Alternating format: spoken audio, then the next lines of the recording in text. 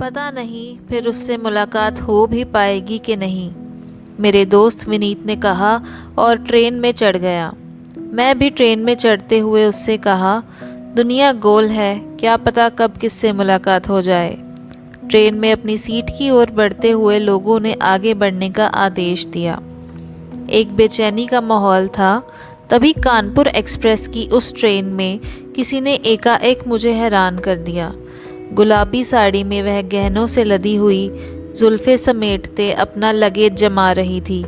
मुझे वह सब कुछ एक बार फिर से याद आ गया जिसे बरसों से मैंने भुलाने की कोशिश की थी। मैंने अपना सामान अपनी सीट पर रखा और उसकी ओर देखने लगा। जब उसे अपने आप से फुर्सत मिली तो उसकी नज़र सामने की सीट पर मुझ पर पड़ी और वो भी मुझे देखते ही रह गई। हाय भूमि, कैसी हो? मैंने कहा। मैं ठीक हूँ, तुम कैसे हो और कहाँ हो आजकल? भूमि ने पूछा।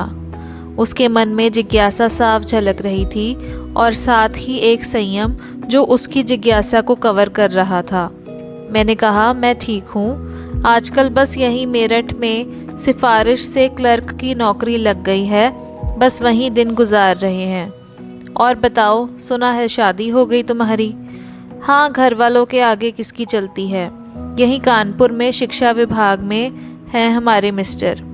अपने आप में बड़बड़ाते मैंने कहा, तुम्हें अकेले लखनऊ भेज दिया, तुम्हारे मिस्टर को शायद पता नहीं कि वे कितने लकी हैं। मेरी बात को सुना अनसुना करते उसने कहा, क्या कहा तुमने? कुछ नहीं, मैं पूछ रहा था। और बताओ, इतने टाइम बाद तुम्हें देख बहुत खुशी हुई। मुझे भी। फिर बातें चलती रहीं, कुछ पुरानी कुछ नई, और कानपुर स्टेशन आ गया और वह चली गई। मेरा दोस्त कुछ असमंजस में लग रहा था। उसने मुझसे पूछ ही लिया, इतनी मेहनत से आज तुम आयकर अधिकारी हो, फिर भी उससे झूठ क्यों कहा कि मामूली से क्लर्क हो?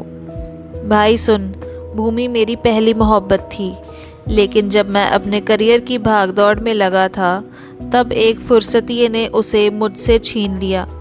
खैर, जो हुआ उसका मुझे गम है, पर मुझे अच्छा नहीं लगता कि वह उसके हस्बैंड को मुझसे कम आंके या कभी उसे मुझको छोड़ने का पछतावा हो, क्योंकि हो सकता है कि अब हमारे रिश्ते में वह बात नहीं है, पर मैंने मोहब्बत पूरी शिद्दत से की थी। वो कहते हैं ना कि आकाश और भूमि का मिलन कभी नहीं हो सकता।